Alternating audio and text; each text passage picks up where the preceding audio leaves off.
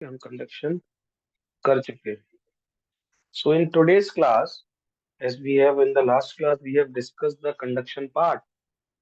आज हम कुछ और चीजें देखेंगे जो इम्पोर्टेंट हैं इसमें. ठीक है, हीट से जो रिलेटेड है. अब हमने लास्ट क्लास में दो कंडक्टर्स को सीरीज में कनेक्ट कर लिया था और उसका ओवरऑल रिजल्ट देख लिया था. अब ऐसे ही अगर दो कंडक्टर्स ओवरऑल रिजल्ट जब सीरीज में किया था तो इक्विवेलेंट के का फॉर्मूला क्या आया था बोलिए. पहले की लेंथ अगर L1 है, दूसरे की लेंथ L2 है, पहले का कोफिशिएंट ऑफ थर्मोडायनेमिक K1 है, दूसरे का K2 है, तो आपका जो इक्विवेलेंट के दोनों को मिला के आया था वो आया था L1 plus L2 upon L1 upon K1 plus L2 upon K2. अब इसमें एक और चीज होती है कि अगर दोनों की लेंथ सेम है, if L1 and L2 are same, let it be L, फिर क्या K बचेगा. तो फिर K क्या आएगा, 2L हो जाएगा. ऊपर नीचे भी L कॉमन ले लिया, 1/K1 plus 1/K2. L cut गया.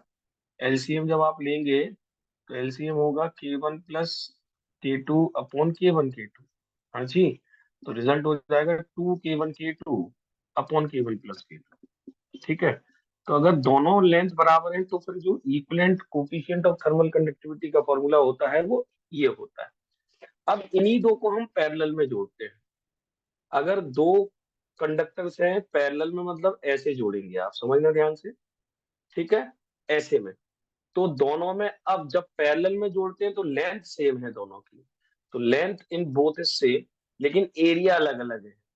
ठीक है. जैसे सीरीज में क्यू बाई टी दोनों का सेम था, यहाँ क्यू बाई टी सेम नहीं होगा. पहले से Q1/T हीट जा रही है और दूसरे से Q/2 हीट जा रही है. ठीक है. अमाउंट ऑफ हीट ट्रांसफर पर यूनिट टाइम. एरिया दोनों के इस बार, अच्छा एरिया अलग अलग होंगे. इसका area of cross section A1 है, इसका A2 है. Coefficient of thermal conductivity K1 और K2 है. तो यहाँ पर जब पैरेलल में कनेक्ट करेंगे तो अब आप देख रहे हैं Q1/T और Q2/T दोनों के Q/T अलग अलग होंगे. तो Q1/T का फॉर्मूला क्या आएगा. Q1/T क्या होगा, पहले का K. ठीक है. पहले की एरिया, टेम्परेचर डिफरेंस करना पड़ेगा.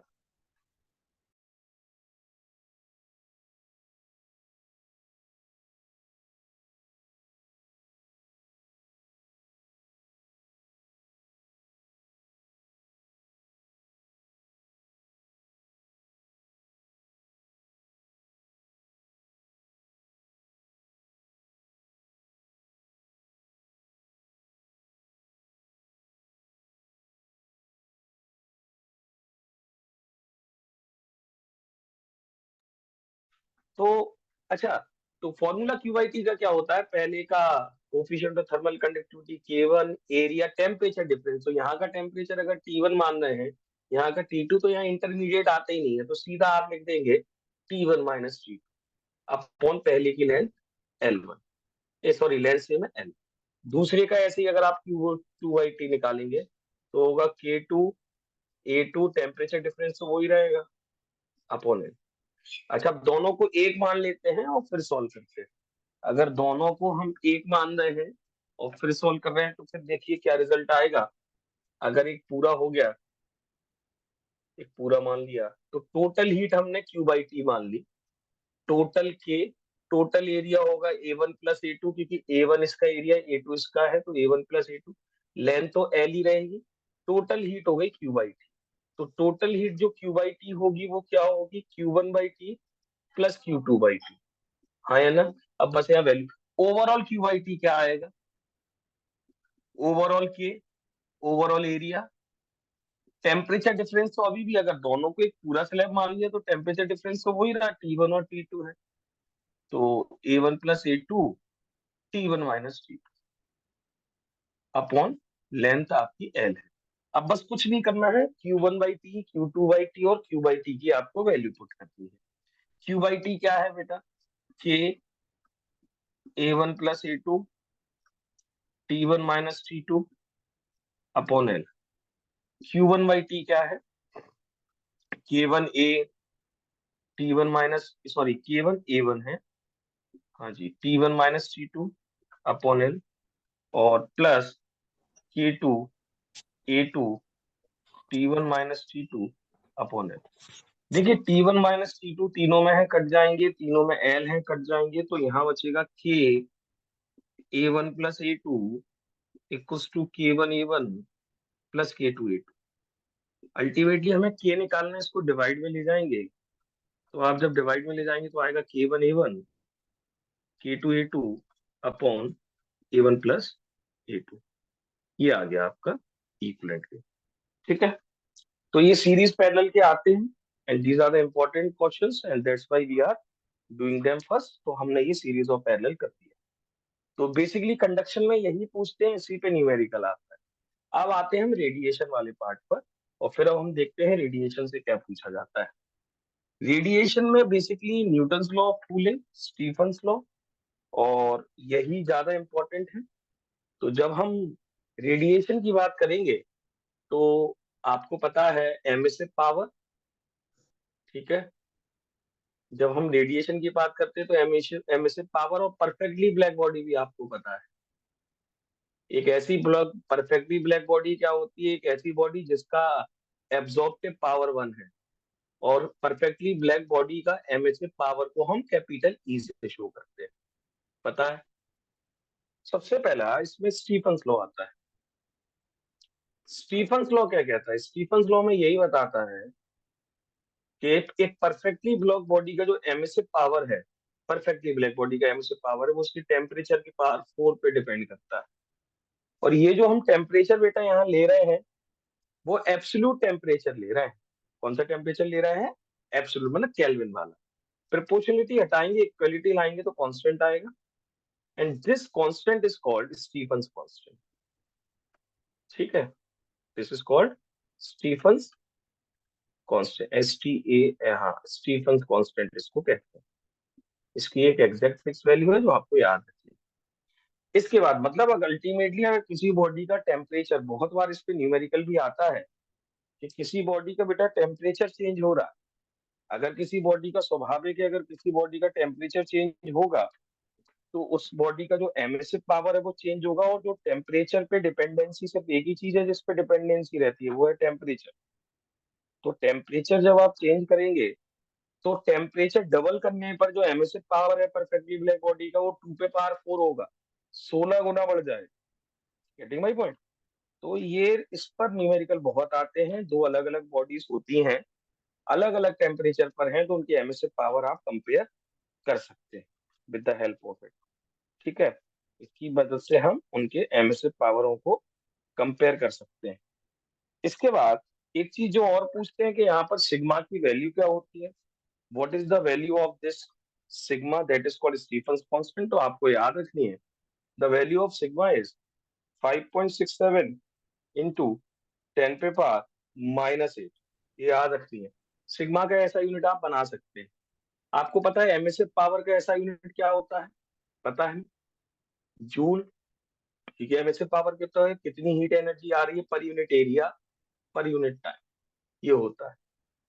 ठीक है, तो सिग्मा का अगर ऐसा यूनिट बनाना है तो क्या, E/T पे पावर 4। तो ई का क्या है? जूल पर मीटर स्क्वायर सेकेंड, और केल्विन पे पावर 4। ये बन गया, मतलब basically joule metre -2 second -1 kelvin -4, ये यूनिट हो जाएगा। और सिग्मा हमेशा कांस्टेंट रहता है, इसकी वैल्यू कभी भी चेंज नहीं होगी। इसमें जो एक चीज और ये लोग जो पूछ लेते हैं, जब आप स्टीफन बोल्ट्जमैन लॉ पढ़ते हैं, इसको स्टीफन बोल्ट्जमैन लॉ भी कहते हैं क्योंकि बाद में इस पे बोल्ट्जमैन ने भी काम किया था। इसके बाद एक चीज जो और जरूरी है कि जैसे मान लीजिए एक बॉडी है, परफेक्टली ब्लैक बॉडी है, और एक एनक्लोजर के अंदर रखी है। एनक्लोजर का टेम्परेचर है T0 और बॉडी का टेम्परेचर है T। तो बेटा यहाँ पर बॉडी एमिट भी करेगी और एब्जॉर्ब भी करेगी, तो फिर नेट एमिसिव पावर यहाँ जो बचेगा वो होगा सिग्मा T पे पावर 4 माइनस T0 पे पावर 4। तो कभी कभी ये भी पूछ लेते हैं कि जब एक बॉडी किसी एनक्लोजर के अंदर रखी है तो फिर उसका एमिसिव पावर क्या होता है। ठीक है, एक चीज और जो पूछते हैं, अगर परफेक्टली ब्लैक बॉडी नहीं है फिर एमिसिव पावर क्या होगा? फिर ई से शो करते हैं एमिसिव पावर। आप कुछ नहीं करना है, आपको आपको इसकी एमिसिविटी, एप्सिलॉन से एमिसिविटी को हम शो करते हैं। हर मटेरियल की एमिसिविटी होती है, तो आपको कुछ नहीं करना, उस मटेरियल की एमिसिविटी से मल्टीप्लाई कर दीजिए।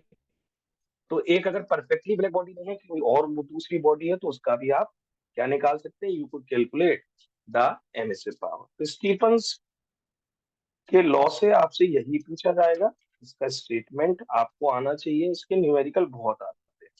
ठीक है। इसके बाद जो नेक्स्ट थिंग आने वाली है, that is the Newton's law of cooling. बहुत इंपॉर्टेंट है from exam point of view. Newton's law of cooling क्या करता है?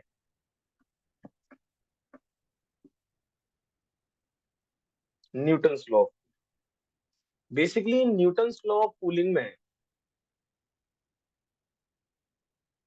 उन्होंने ये, पहले हम स्टेटमेंट देखते हैं फिर आगे देखते हैं। न्यूटन्स लॉ ऑफ कूलिंग में न्यूटन ये कहते हैं कि कोई सी भी बॉडी जो rate of loss of heat करेगी, मतलब कितनी कोई सी बॉडी कितनी हीट एनर्जी एमिट करेगी, वो डायरेक्टली प्रोपोर्शनल होगा उस बॉडी के टेम्परेचर और सराउंडिंग के टेम्परेचर के बीच। Means the rate of loss of heat, the rate of loss of heat from the body is directly proportional to temperature difference between body and surrounding। Body और surrounding के बीच का जो temperature difference है उसके बीच का होगा। ठीक है। जैसे आपको पता है किसी बॉडी से कितनी amount of loss of heat होता है, Q, that is loss of heat per unit time. Rate of loss of heat directly proportional to, मान लीजिए बॉडी का टेम्परेचर टी और सराउंडिंग का टेम्परेचर टी नॉट है, ये हो गया। और क्यू की वैल्यू भी हम लिख सकते हैं, अगर बॉडी का मास एम है, स्पेसिफिक हीट सी है, और change in temperature of body delta T है, तो अब इसकी जगह ये भी लिख सकते हैं M C delta T upon small T. This is change in temperature, this is time, directly proportional to T minus T naught. This is the temperature of surrounding and this is the temperature of a body. फिर proportionality हटाएंगे, equality लाएंगे, तो ये constant लगा दिया और T minus T naught, इसको Newton constant कह देते हैं। तो हम इसको ऐसे भी लिख सकते हैं। ठीक है। अब बहुत बार बहुत बुक्स में ये लोग ये स्टेटमेंट को कैसे लिखते हैं, बोले थोड़ी सी हीट लॉस हो रही है, थोड़ी सी हीट लॉस हो रही है, तो डी क्यू लॉस हो रही है, तो थोड़े से समय में होगी डी टी, फिर डायरेक्टली प्रोपोर्शनल, ये ऐसे भी लिख देते हैं। ठीक है। तो अल्टीमेटली ये लोग डी क्यू के फॉर्म में लिखते हैं। अब ये डी क्यू लिखेंगे तो फिर थोड़ी सी लॉस है तो थोड़ा सा टेम्परेचर चेंज होगा, तो यही रिलेशन हो जाएगा डी टी, थोड़ा सा टेम्परेचर चेंज, ये हो जाएगा। ठीक है। और फिर यहीं से आप चाहो तो एक और, थोड़ा सा टाइम है तो dt था ना, D Q upon D T कर दिया, तो डी क्यू की value M C D T हो गई, थोड़ा सा टेम्परेचर चेंज। तो dt अपॉन dt क्या आएगा, प्रोपोर्शनलिटी लगा रहने दीजिए, mc को नीचे लाइए, t minus T not upon mc। ठीक है। यार m is the mass and t is the temperature. ठीक है। आप चाहे तो mc को वहां लिखा रहने दीजिए, और चाहे तो ऐसे भी लिख सकते हैं। ठीक है। That is t minus T naught, इस फॉर्म में भी आप इसको लिख सकते हैं। ये अब अल्टीमेटली क्या है कि हमने जब यहाँ पर क्या किया, थोड़ी सी हीट थी तो D Q upon D T कर दिया, प्रोपोर्शनलिटी है, ये हो गया। डी क्यू की वैल्यू रख दी एम सी डी टी, क्योंकि जब थोड़ी सी हीट है तो थोड़ा सा टेम्परेचर चेंज होगा बेटा, that is D small T. फिर वहां से हमारा ये रिलेशन आ गया। ठीक है। ये वाला देखिए। ठीक है। M C D T upon, ये याद रखिए, ये D capital T change in temperature है और डी टी आपका टाइम है। तो this is rate of loss of heat is directly proportional to the temperature difference between the body and the surround. थोड़ा देख लीजिए इसमें कोई डाउट हो। ठीक है।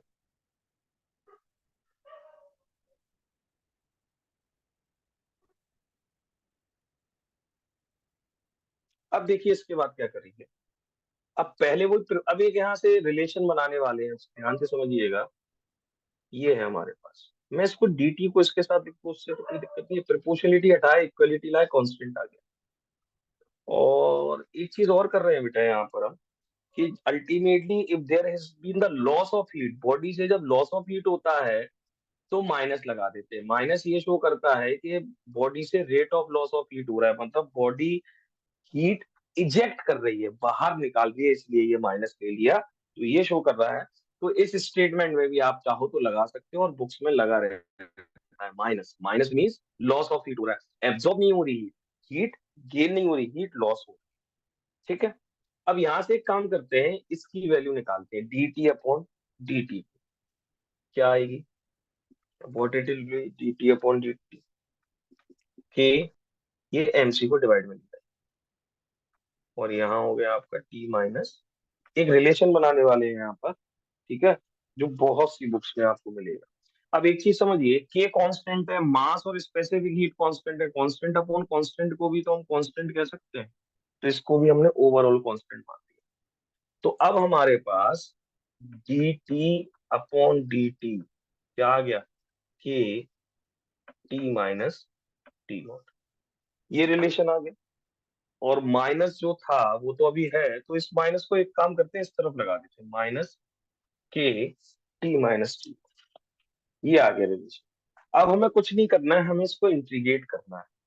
ठीक है, we are going to integrate. अब देखो इंटीग्रेशन कैसे करेंगे, ये डी टी लिखा है टेम्परेचर वाला, तो टेम्परेचर को इसके साथ लाएंगे, और ये स्मॉल डी टी लिखा है, इसको इस इधर ले जाएंगे। तो देखना हम क्या कर रहे हैं, डी कैपिटल टी है, इसके नीचे ये वाला टर्म, ये वाला जो टर्म है वो डिवाइड में ला रहे हैं, और ये यहाँ ले जा रहे हैं। तो इसके नीचे लिख लिया टी माइनस टी नॉट, और यहाँ क्या है, माइनस के और डी टी। ये हो गया कि नहीं हो गया, बोलिए, लिख सकते हैं। क्यों लिखा उसका कारण समझिए, हम यहाँ इंटीग्रेट करने वाले हैं। तो जब टेम्परेचर के टर्म्स में कर रहे हैं तो उसका टेम्परेचर आ गया, और ये टाइम के टर्म्स में, तो जो और था वो उसको उठा ले गया। ठीक है। Now what we are going to do, we are going to integrate both the sides. Integrate कर दिए। जब आप इंटीग्रेट कर रहे हैं तो आपने एक रिलेशन पढ़ा था बेटा, इंटीग्रेशन याद करो, 1/x dx का इंटीग्रेशन log एक्स होता था। तो ऐसे ही 1/t dt, इस पूरे को t मान लेते हैं, तो इसका इंटीग्रेशन क्या होगी, log e t minus T not. ठीक है, ये इसका इंटीग्रेशन हो गया।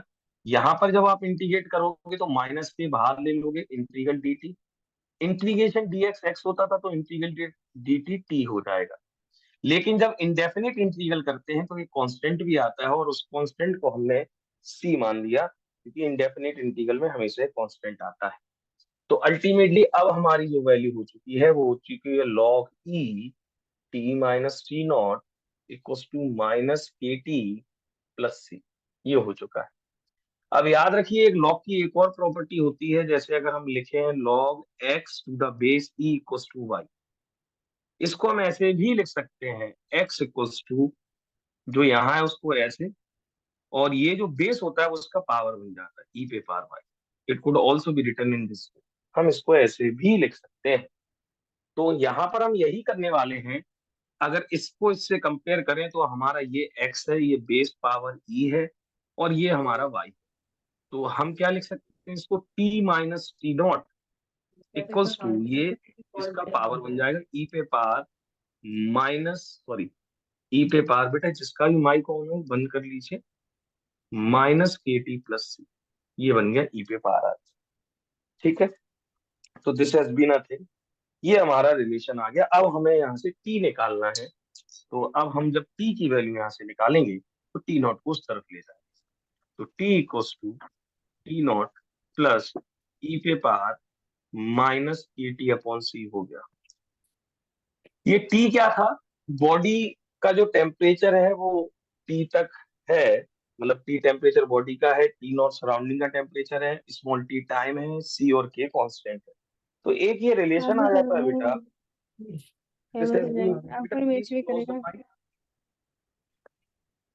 श्वेता क्लोज द माइक बेटा, श्वेता माइक बंद करिए बेटा। मैं तो कुछ बोलती नहीं हूँ, मैं तो मासूम हूँ। आपने बिगाड़ रखा है मुझे।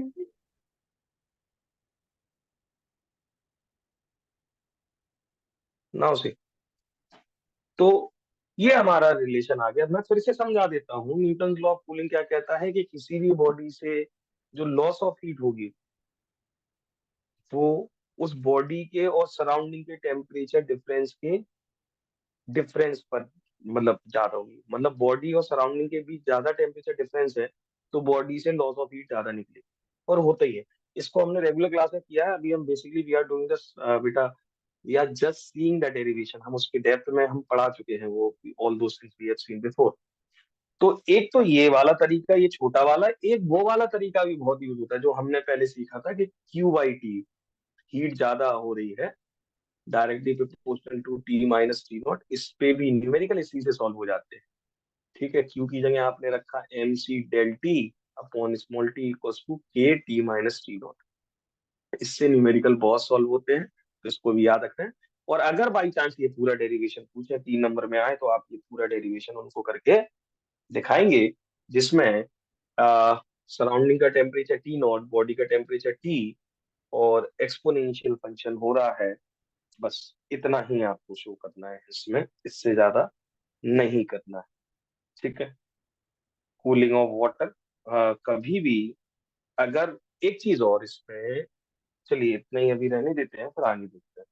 एक क्वेश्चन आ सकता है कि न्यूटन्स लॉ ऑफ कूलिंग को स्टीफन लॉ से आप ड्राइव करिए, तो एक आप कर सकते हैं वो question, if there will be doubt and we will discuss it afterwards. ठीक है, चलिए आगे बढ़ते हैं। स्टीफन्स लॉ हो गया। लास्ट है आपका वेन्स डिस्प्लेसमेंट लॉ, जहां श्योर शॉर्ट क्वेश्चन आने की फिर प्रोबेबिलिटी है।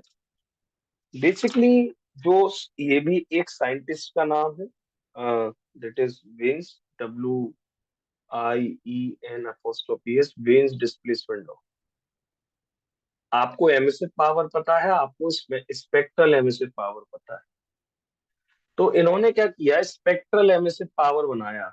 मतलब अल्टीमेटली अलग अलग टेम्परेचर पर आपको पता है जो बॉडी एमिट करती है थर्मल रेडिएशन, वो अलग अलग करती है, बहुत सारी वेवलेंथ एमिट करती है। तो एक पर्टिकुलर वेवलेंथ पर जो एनर्जी होती है वो मैक्सिमम होती है। तो उन्होंने वही किया, इन्होंने यहाँ पर ये देखा कि कितनी एमिसिव पावर है या कितनी एनर्जी एमिट हो रही है, that is emissive power plot यहाँ पे किया, स्पेक्ट्रल एमिसिव पावर ड्रॉ किया, मतलब ई लैम्डा। और यहाँ बेसिकली यहाँ पर क्या लिया, वेवलेंथ, किस किस वेवलेंथ पर एक पर्टिकुलर टेम्परेचर पे देखा। जैसे टेम्परेचर T1 रखा तो ग्राफ कुछ ऐसा मिला, टेम्परेचर T2 रखा तो ग्राफ कुछ ऐसा मिला, टेम्परेचर T3 रखा तो ग्राफ कुछ ऐसा मिला। आप देख सकते हैं जब T1 temperature, T2 temperature, T3 temperature, मतलब एक जैसे मान लीजिए, कुछ ही मान लीजिए, जैसे 1000 केल्विन है, 1100 केल्विन है, 1200 केल्विन है, या 1300 केल्विन है, तो ये ऐसे कुछ ग्राफ मिल रहे हैं। क्या समझ में आ रहा है? एक चीज तो कंफर्म है, टेम्परेचर बढ़ने पर अगर आप पूरा एरिया निकालेंगे किसी का भी, इसका एरिया, इसका एरिया, इसका एरिया बढ़ रहा है। और एरिया क्या शो कर रहा है बेटा, एरिया एक ही चीज शो कर रहा है, एमिसिव, टोटल एमिसिव पावर। तो टोटल एमिसिव पावर बढ़ता है, पता है। लेकिन एक चीज देखिए, एक पर्टिकुलर वेवलेंथ पर जब टेम्परेचर T1 था, तो इस वेवलेंथ पर आपका स्पेक्ट्रल एम, मतलब मैक्सिमम, इस वेवलेंथ के पास जो एमिसिव पावर है वो मैक्सिमम, ई लैम्डा 1। फिर जब टेम्परेचर T2 कर दिया, तो इस वेवलेंथ के पास मैक्सिमम एमिसिव पावर है। और जब टेम्परेचर T3 कर दिया, तो इस वेवलेंथ के पास मैक्सिमम एमिसिव पावर है, ई लैम्डा 3।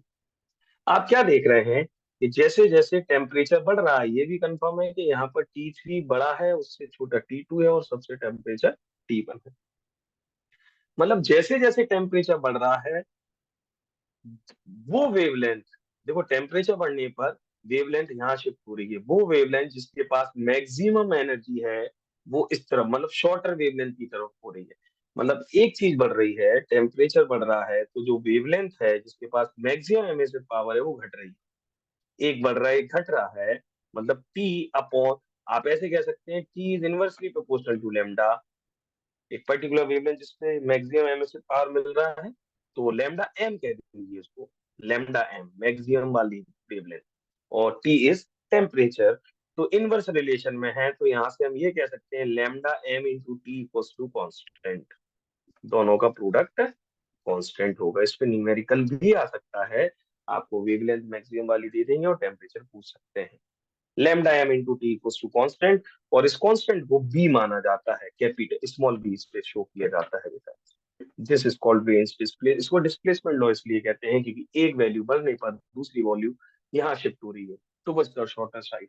डिस्प्लेस हो रही है value, that's why it is called veins displacement law. तो ये आपका वेन्स डिस्प्लेसमेंट लॉ हो गया।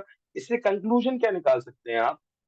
दूसरी चीज एक और निकाल सकते हैं, अगर आप टोटल एरिया निकालेंगे, जैसे T1 टेम्परेचर पे आपने टोटल एरिया निकाला तो टोटल एमिसिव पावर आ जाएगा। फिर आपने ये वाला एरिया निकाला तो टोटल एमिसिव पावर है T2 टेम्परेचर। तो फिर ये देखा गया कि जब टोटल एमिसिव पावर निकाला गया, वो directly proportional to temperature power 4 था, मतलब स्टीफन लॉ भी यहाँ से प्रूव हो रहा था। ठीक है। लेकिन मेन यहाँ पर आपसे ये पूछा जाएगा, क्योंकि यही मेन चीज है उसमें। This is your veins displacement law. अगले उस पर आते हैं। तो this is regarding the three derivations of your three derivations, the most important derivations of, that is Stephen's law, Newton's law of cooling, and Wien's displacement law. अब आते हैं बेटा हम थर्मो के कुछ चीजों पर। थर्मोडायनेमिक्स में जो डेरिवेशन पार्ट है और जो सबसे इंपॉर्टेंट डेरिवेशन पार्ट है वो work done in isothermal and adiabatic process सबसे ज्यादा पूछा जाता है। Work done in isothermal and adiabatic process होता है। तो हम सबसे पहले काम करेंगे, हम वहीं से शुरुआत करेंगे। ठीक है। तो थर्मोडायनेमिक्स में जो हम मेन पहली हेडिंग देख रहे हैं, जो सबसे इंपॉर्टेंट है डेरिवेशन पॉइंट ऑफ व्यू से, that is work done in isothermal and adiabatic. तो पहले हम आइसोथर्मल प्रोसेस देखेंगे। आपने पढ़ा है कि जब एक आइसोथर्मल प्रोसेस होता है, सबसे पहली चीज टेम्परेचर कांस्टेंट रहता है। मतलब आप गैस का टेम्परेचर चेंज नहीं होने देंगे, प्रेशर और वॉल्यूम चेंज हो सकते हैं।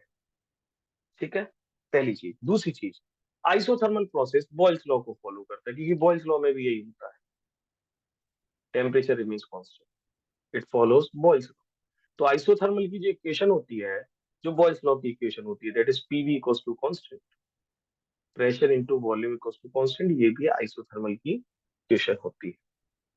इसके बाद द नेक्स्ट थिंग, मतलब P1 V1 equals to P2, इसका ग्राफ कैसा होता है? जब आप एक पीवी ग्राफ ड्रॉ करते हैं आइसोथर्मल प्रोसेस का, तो वो कर्व आता है। दिस इज टेम्परेचर T1 पर या कोई सा भी टेम्परेचर पे अलग अलग। और मैंने एक चीज और सिखाई थी, जैसे तीन टेम्परेचर हैं, T1 T2 T3, PV graph isothermal curve है। कौन सा टेम्परेचर ज्यादा होगा? जो सबसे दूर है। इस पे भी वन मार्कर क्वेश्चन आ सकता है।